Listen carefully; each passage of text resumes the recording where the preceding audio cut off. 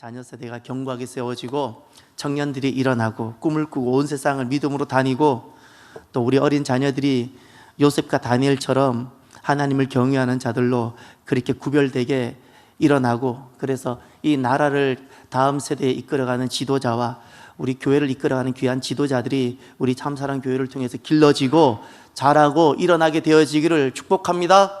예. 오늘은 구원의 말씀으로 네 번째 말씀입니다. 첫 번째 말씀은 그것이었죠.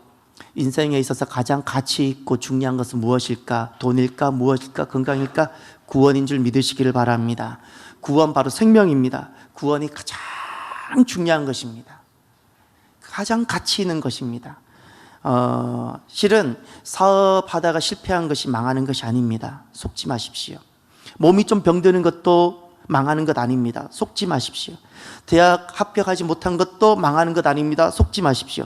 무엇이 진짜 망하는 것일까요? 구원받지 못해 지옥 가는 것, 그것이 진짜 망하는 것임을 우리가 기억합시다. 가장 가치 있는 것, 그것은 바로 죽음으로부터, 사망으로부터, 지옥으로부터 구원받고 아버지 나라로 옮겨지는 것인 줄 믿습니다. 이것이 가장 가치 있는 거예요. 가치 있는 거. 그럼 두 번째 말씀, 이것이 가장 가치 있는 일이라면 우리는 우리와 동시대에 살아가는 모든 사람들을 우리는 구원의 자리로 초청해야 되지만 반드시 이 구원의 자리에 잃어버리지 말고 반드시 초청해야 될 대상이 있다 그랬지요. 그가 누구라고요? 가족입니다. 가족이에요. 가족은 밥을 같이 먹고 살라고 하나님께서 붙여주신 것이 아니라 어떻게? 구원하라고. 구원하라고. 그래서 하나님께서 내 가족이 되게 하셨어요. 주중에 동물의 왕국 같은 것을 봤는데 코뿔소, 어미 코뿔소가 새끼 코뿔소랑 물가에서 물을 먹다가 저기 코끼리가 오는데 코끼리가 새끼를 낳을 때쯤 되면 막 코끼리들이 막 엄청나게 막 힘을 쓰고 막 감당이 안 된답니다. 수코끼리가 오는데 수코끼리가 그냥 눈에 걸거치는 이 암코뿔소 오늘은 불편한 거예요. 새끼를 어떻게 하려니까 글쎄 코뿔소가 비키질 않아요. 그건 싸움도 안 되는 거예요. 잘못하면 코뿔소가 죽을 수 있어요. 그 상하에 찔리면. 근데 코뿔소가 물러서지 않아요. 왜죠? 새끼 때문에. 목숨을 걸고 자기 새끼 때문에 넘어지기도 하고 밀려가기도 하는데도 물러서지 않고요. 결국에는 그 새끼를 데리고 갔어요. 그 성난 숫 코끼리 앞에서. 여러분, 짐승도 지 새끼 목숨 걸고 살리고 건져내려고 하잖아요. 여러분, 내 가족 그냥 두면 지옥 가는 것 알고 있으면서도 내 가족 살리지 않는다면 저는 그렇게 생각해요. 우리가 짐승보다 나을까? 짐승보다 못하지 않겠습니까? 여러분, 가족은 밥을 같이 먹으라고 주님께서 만나게 하신 것이 아니고요, 구원하라고. 아멘입니까? 예. 그러면 세 번째, 그러면 우리가 어떤 태도를 가지고 살아야 될까요? 주님께서 분명히 말씀하셨어요. 구원은 좁은 문이라고. 그 의미가 무엇인가를 봤더니 구원과 관련 없이 사는 신앙생활을 외식이라 하셨어요. 너무나도 외식으로 살아가니까 사람들이 구원은 원하면서도 구원에 이르는 그 길은 가지 않는 거예요. 구원. 외식의 핵심은 봉사를 해요. 우리 오늘 너무나도 아름다운 찬양했잖아요. 근데 예를 한번 들어볼게요. 예를 들어볼게요. 찬양대든 목사든 내가 노래를 잘하니까 한번 찬양대에 서보겠다. 또 내가 음식을 잘하니까 내가 오늘 주방 봉사해 봐야지. 이거는 하등의 구원과 관련 없어요. 내가 아는 지식이 많으니까 내가 성도들에게 오늘 한번 전해봐야지. 하등의 구원과 관련이 없어요. 이것이 외식이에요. 외식이에요.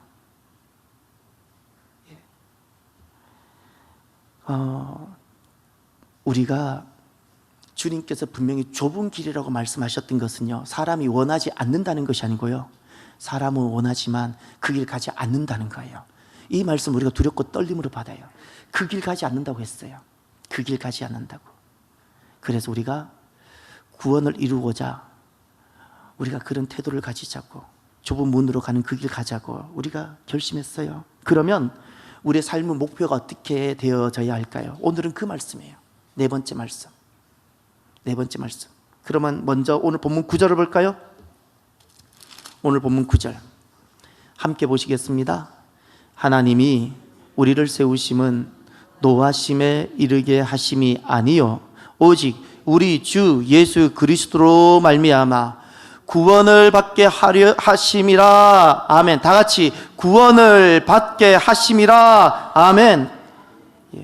하나님께서 우리를 세우심은 그랬죠. 여기서 우리라는 것은 예수님 피로 거듭난 우리들을 오늘날 세우심은, 이것은 우리를 부르시고 임명하시고 교회가 되게 하시고 택하심은 이라는 거예요. 그것은 무엇을? 구원을 받게 하려 하심이라. 그래서 오늘 메시지 첫 번째가 내 삶의 목표가 구원이 되게 하라입니다. 내 삶의 목표입니다. 삶의 목표가 구원이 되어야 합니다. 구원이. 여러분, 구원은 하나님의 선물임을 믿으십니까? 예, 구원은 하나님께서 주시는 선물입니다. 우리가 하나님을 떠났지요. 그래서 죽음이 왔습니다. 질병이 오고 고통이 오고 저주가 왔습니다. 죽게 되었습니다. 사람이 하나님을 떠나서 산다는 것은 죄의 저주 가운데 죽어가는 것일 뿐입니다. 죄송하지만 하나님을 떠난 인생이 산다는 것은 저주 가운데 죽어가는 것이지, 죄송하지만 사는 것이 아니에요. 사는 것이 아니라고요. 그래서 예수님께서 오셨어요. 우리를 살게 하시려고. 내 문제를 다, 내 죄를 다 대신 지고 대속물이 되어 주셨어요. 하나님께서 우리를 살게 하시려고 예수님을 보내신 거예요. 누구든지 그래서 예수님을 믿고 영접하고 나의 주님으로 모시면 하나님께서는 그에게 구원을 선물로 주시는 줄 믿으시길 바랍니다. 우리가 다른 선물은 받지 못해도요, 이 구원을 선물로 받아 살아가는 저와 여러분이 되시길 바랍니다. 이것이 인생이 새롭게 되어지는 거예요. 새롭게 되어지는 거예요. 우리에게 새날이, 우리에게 오늘 구원이 다시금 회복이, 오늘 또 구원이 시작되어지는 복된 날이 되어지기를 주의 이름으로 축원합니다. 그런데 우리가 기억해야 될 한 말씀이 더 있어요. 이 구원이 완성이 아니라는 사실입니다. 내가 이루어야 할 구원이 있어요. 이루어야 될 구원이 시작이 됐어요. 하나님 나라가 내게 쏙 들어왔어요. 그럼에도 불구하고 나는 이루어야 할 구원이 있다는 사실을 믿으십니까? 그래서 하나님 우리를 견인해 가신다고 그랬어요. 견인해 가신다고 그랬어요. 왜죠? 우리가 이루어야 할 구원이 있기 때문에 그래요. 이것을 성도의 견인이라 불러요. 주님께서는 내 구원의 완성을 위해서 나를 이끌어 갔어요. 죄로부터 멀어지게 하고 내 뜻으로부터 멀어지게 하고 하나님 뜻으로 한 걸음 한 걸음 나오게 만들어요. 이것을 거룩이라 부르고, 이것을 신학적으로는 성화라 불러요. 장로교에서 성화라 부르고, 감리교에서는 이것을 완전함이라 불러요. 불완전한 우리가, 하나님을 떠난 우리가, 모든 결핍인 우리가 하나님께로 한 걸음 한 걸음 나아가서 결국 하나님의 완전에 이르는 것. 그래서 의인으로 칭의 받았다가 언제 우리의 구원이 완전하게 이루어지는 거니? 영화의, 이 성화의 과정을 거치고 영화가 되어질 때, 그때가 우리가 완전한 구원이 이루어지는 줄 믿으시기를 바랍니다. 그래서 우리가 구원이 시작되었지만 기억하셔야 됩니다. 내가 생명을 걸고 믿음으로 내가 이루어야 될 나의 구원이 있습니다. 이것 때문에 주님께서는 내 안에, 내가 분명히 하나님의 백성인데 내게 죄성이 남아있어요. 인정하시나요? 내가 하나님의 백성인데 난 아직 연약함이 있어요. 세상 사람들과 다를 바가 없어요. 그래서 주님께서는 이런 모습으로는 아버지 나라에 이룰 수 없었어. 하나님과 함께 살 수 없기에 우리를 만지시기 시작했어요. 그래서 하나님은 이스라엘 백성들을 어디로 보내셨어요? 광야로. 놀랍게도 그 길이 구원의 길이었어요. 그 길이. 사도 바울은 그래서 항상 이렇게 말씀하셨어요. 항상 복종하여 두렵고 떨림으로 너희 구원을 이루라. 두렵고 떨림으로 구원을 이루라고 말씀하셨어요. 이제 성경을 우리 하나 꼭 찾아봐요. 우리가 데살로니가 전서인데 그 앞에 말씀이 골로새서고, 한 번 더 올라가면은 빌립보서 말씀이 나옵니다. 빌립보서 3장. 신약 성경으로는 320면입니다. 조금 앞에 가면 빌립보서 3장이 나옵니다. 3장 11절을 보십시오. 하나님께서 사도 바울을 통하여 우리에게 구원이 목표가 되는 삶에 대해서 분명히 말씀하셨어요. 구원은 하나님의 선물인데 그럼에도 불구하고 우리가 이루어야 될 목표라는 것을 분명히 말씀하셨어요. 11절을 보세요.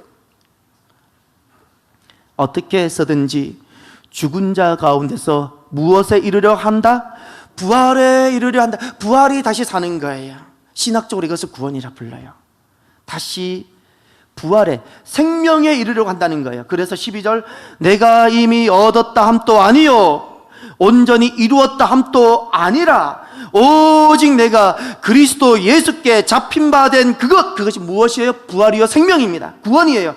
그것을 잡으려고 달려가노라. 지금 이 빌립보서를 기록할 때는 사도 바울은 노사도의 모든 사역이 잠시 후면 끝나요. 하나님 앞으로 가게 되어집니다. 그에게 주어진 모든 사역을 마무리하고, 그리고 산전수전을 다 겪지 않았습니까? 믿음이 무엇인지 알지 않습니까? 그가 그렇게 말을 하는 거예요. 나는 얻었다함도 아니요 온전히 이루었다함도 아니라 내가 그리스도 예수 안에 있는 그것을 잡으려고 나는 지금 또 달려갑니다. 예. 그래서 13절을 보세요.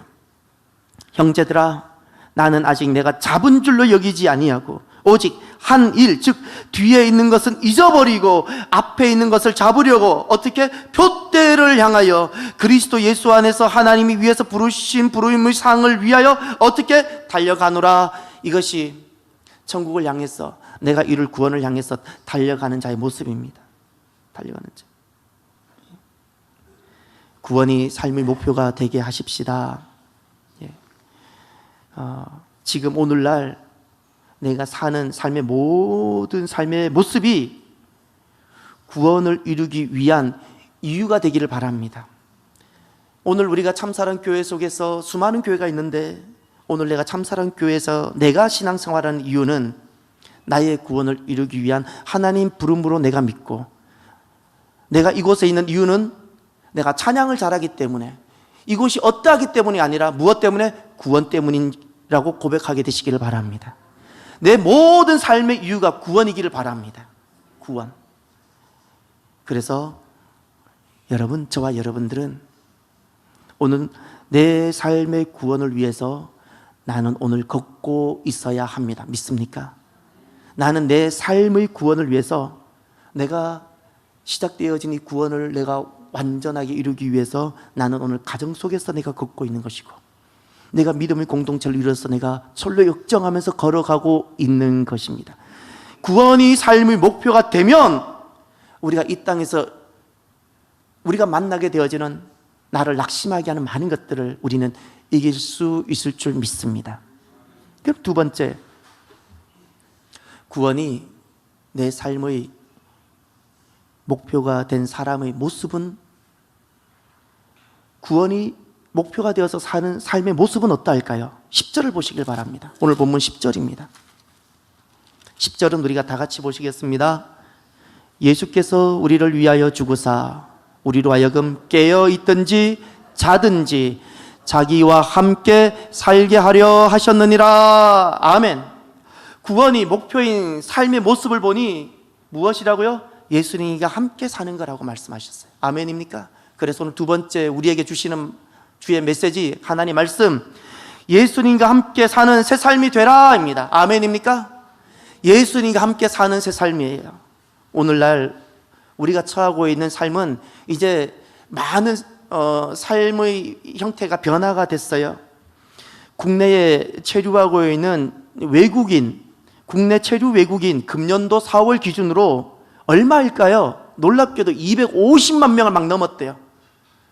250만 명이요. 도대체 얼마일까를 제가 작년 말 2018년도로 통계된 우리 대한민국 인구가 얼마 인구하니 5,170만 9,098명, 예, 5,200만이 안 됐어요.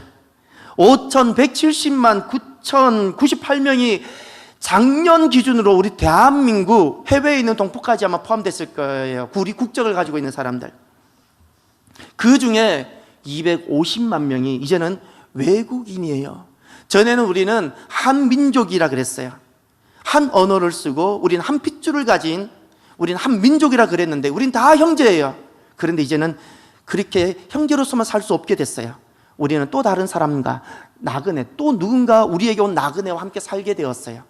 그뿐만 아니라 우리를 찾아오는 사람들이 이렇게 많지만 최근 들어 우리는 여러 가지 공부의 이유로, 취업의 이유로 우리는 온 세상이 이제 지구화가 되고 세계화가 되어서 이제는 많은 우리나라 사람들이 해외로 나가서 그곳에서 자녀를 데리고 사는 일이 급증하게 됐습니다. 이젠 우리는 함께 사는 방법이 달라졌어요. 우리는 다양한 사람과 함께 사는 삶을 됐습니다.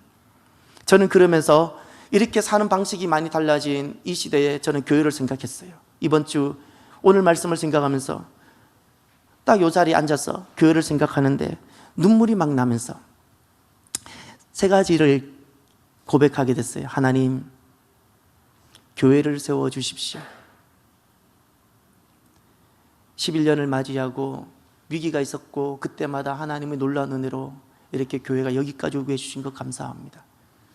뿌리가 깊이 내려져서 교회가 잘 세워지게 해달라고.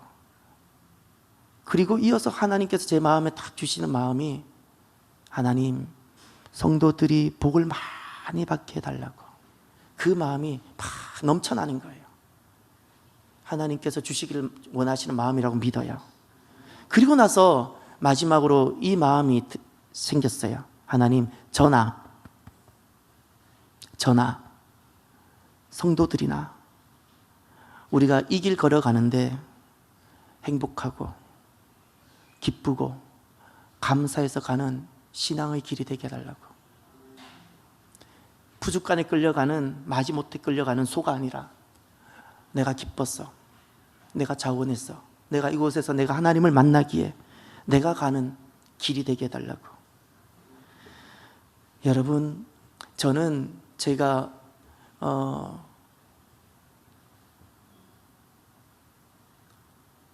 목사인 제 안에도 욕심이 일어나는 것을 제가 인정해요. 저를 위해서도 많이 기도해 주셔야 돼요. 그런데 이런 마음으로 돌아가고 나면 마치 주님께서 제 마음을 씻어주시는 것 같아요. 인간인지라 생겨날 수 있는, 가장인지라 생각할 수 있는 어떤 것, 교회에, 한국엔 수많은 교회가 있으니까 생각할 수 있는 어떤 인간적인 것, 얼마든지 합리적으로 뭘 말할 수 있는 것, 인간적인 마음이 생길 수 있는데 그것들이 다 씻겨지고 제 안에 딱 한 분만 남아요. 예수님. 너무너무 기쁘고 그냥 감사할 뿐이에요. 예수님만 내 안에 계실 때, 예수님만 내 안에 계시니 너무나 또 감사하고 기쁠 뿐이에요. 그래서 하나님, 제 마음의 소원은 이곳에서 교회가 잘 세워지고 이곳에서 아름답게 은퇴하기도 바라는 것이 마음의 소원이지만, 그러나 그것도 욕심 부리지 않겠다고. 욕심 부리지 않겠다고. 주님께서 선교지로 가라면 가겠습니다. 또 저는 참 개척이 안 맞는 목사예요. 아마 저를 같이 해본 사람 알 거예요. 지지리도 개척 안 맞는 목사인데 저 개척하게 하셨거든요. 그런데도 또 어떻게 하라 하면 또 그것도 순종해 보겠다고. 중요한 것은 예수님 한 분, 제가 그 고백을 드렸어요. 주님, 제가 이곳에서 목회하는 것은 내 가족 먹여 살리기 위함도 아니고 성공하는 목회자라는 소리를 듣기 위함도 아니고 예수님과 살기 위해 가는 목회가 되겠습니다. 이 고백, 예수님과 살기 위해, 예수님과 내가 함께 살기 위해서 제가 이 길 걸어가겠습니다. 여러분, 인생이 왜 불행할까요? 목사인데 그가 왜 불행할까요? 왜 하나님의 백성인데 행복을 누리지를 못하고 하나님 주시는 평강을 맛보지 못하고 살아갈까요? 다른 이유가 아닙니다. 재정의 문제도 아니고 건강의 문제도 아닙니다. 하나님과 내가 오늘날 함께 하지 못해서, 하나님과 예수님과 함께 살지 못해서. 사랑하는 여러분, 좋은 사람 찾지 마십시오. 목사는 만나면 그래요. 좋은 성도 만나는 게 복이라고, 좋은 성도 찾으라 그래요. 성도들은 만나면 좋은 목사 찾자고 그래요. 좋은 목사 만나자고. 아니요, 좋은 사람 찾지 마십시오. 내가 예수님과 함께 사는 사람이 되시길 바랍니다. 수가성 여인을 기억하십시다. 저는 수가성 여인을 자주 기억해요. 왜냐하면 얼마든지 그런 우와 어리석음을 누구든지 범할 수 있기 때문에 그는 좋은 사람을 찾았어요. 좋은 사람을 찾아 헤맸어요. 수가성 여인은 인생의 표본이에요. 모든 인생의. 이 사람을 만나면 내가 행복할까? 저 사람을 만나면 이 갈증을 내가 해결할 수 있을까? 그가 예수님을 만나기 전까지는 어디에도 행복이 없었다는 사실을 기억하십시오. 그가 예수님을 만나고 예수님과 함께 사는 그날부터 평생에 맛보지 못한, 이 땅에서 평생에 경험하지 못한 천국의 삶을 그가 살기 시작했습니다. 예수님과 함께 사는 자입니다. 믿습니까? 구원이 인생의 목표가 된 사람은 예수님과 함께 사는 자로 살더라고요. 예수님과 함께 사는 자. 이제 우리들에게 가정도 있을 수 있고, 우리가 오늘날은 가정의 모습도 다 다양하고, 내가 사는 모습이 다 다양하죠. 절대 남을 탓하지 마십시오. 말하지 마시고요. 중요한 것은 이렇게 하셔야 돼요. 내가 오늘날 살아가는 삶의 자리, 가정 속에서든 어디서든, 내가 내 남편과 사는 이유든, 내가 오늘날 교회 재직이 되어서 사는 그 이유든, 모든 이유가 내가 예수님과 함께 살기 위해서 사는 것인 줄 믿으시길 바랍니다. 그렇게 사세요. 예수님과 살기 위해서 내가 남편과 사는 거예요. 예수님과 살기 위해서 나는 오늘 내게 주어진 길을 걸어가는 거예요. 내가 걸어가는 이 길은 예수님과 함께 사는 길이에요. 내가 가정 속에서 아내로 사는 것은 예수님과 함께 사는 길이라는 거예요. 믿습니까? 이것이 구원이 인생의 목표가 된 사람의 모습입니다. 끝으로, 그러면 이렇게 예수님과 함께 사는 사람, 그들의 구체적인 삶의 모습은 어떨까요? 11절을 보시길 바랍니다. 오늘 본문 11절 함께 보시겠습니다. 그러므로 피차 권면하고 서로 덕을 세우기를 너희가 하는 것 같이 하라. 아멘. 아멘. 세 번째 메시지, 약한 자를 격려하며 믿음을 세우는 삶을 살라. 약한 자를 격려하고